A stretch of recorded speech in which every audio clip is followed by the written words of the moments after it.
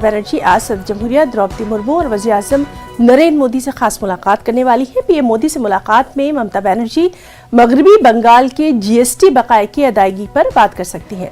दरअसल ममता बनर्जी नीति आयोग के इजलास में शिरकत के लिए दिल्ली आई हुई हैं। पीएम मोदी 7 अगस्त को नीति आयोग की गवर्निंग काउंसिल की मीटिंग की सदारत करेंगे, जिसमें ज़राअत, सेहत और मईशत से मुतालिक मसाइल पर तबादला ख्याल किया जाएगा।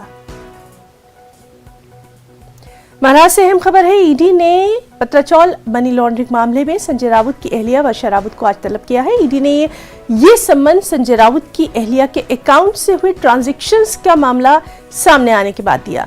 इन्फोर्समेंट डायरेक्टरेट ने अपनी रिमांड कॉपी में जिक्र किया कि प्रवीण रावत के साथ साथ कुछ अनजान लोगों के अकाउंट से भी करोड़ों का ट्रांजैक्शन किया गया। अब ईडी संजय राउत और उनकी अहलिया को आमने सामने बिठाकर ये पूछताछ करने वाली है। कर्नाटक के यादगिरी में भयानक सड़क हादसा पेश आया। इस हादसे में एक ही खानदान के 6 अफराद मौके पर हलाक हो गए। हादसा कार और ट्रक में तसादुम की वजह से पेश आया और यह हादसा इतना शदीद था कि मौके पर ही 3 लोगों की मौत हो गई। अस्पताल में 3 लोगों ने दम तोड़ा। ये लोग तेलंगाना के कड़ंगल के करीब चित्तापल्ली दरगाह की जियारत करके घर लौट रहे थे। महलवकीन का ताल्लुक रायचूर जिला लंगसौर तालुका के हटी देहात से बताया जा रहा है।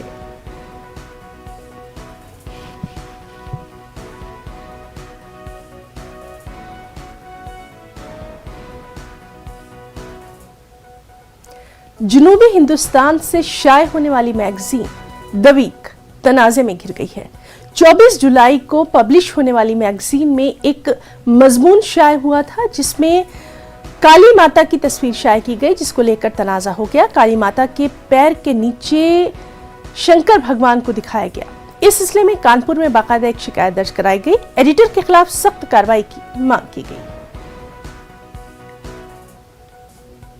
24 जुलाई 2022 के द वीक के अंक में, जो कि केरल से छपने वाली मलयालम मनोरमा पब्लिकेशन के द्वारा पत्रिका छपती है, माँ काली के बारे में विशेषांक निकाला गया है, जिसमें 62 और 63 पन्ने पर माँ काली के बारे में एक लेख है।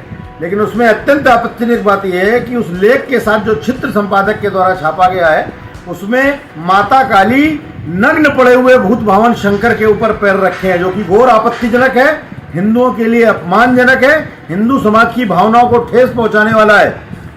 मैंने प्रयास किया है और आज कानपुर की कोतवाली में उस पत्रिका के खिलाफ मुकदमा दर्ज करने का प्रार्थना पत्र दिया है।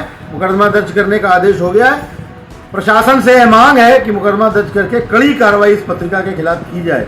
मैं देश के सेंसर बोर्ड, जो पत्रिकाएं छापने वाले ऐसे संस्थान हैं जो उनके ऊपर नजर रखते हैं, उनसे भी यह मांग करूंगा कि इस पत्रिका की पूरी जांच की जाए और उसके खिलाफ कठोर कार्रवाई की जाए। खबरों में रुकना चाहेंगे एक छोटे से ब्रेक के लिए। इस न्यूज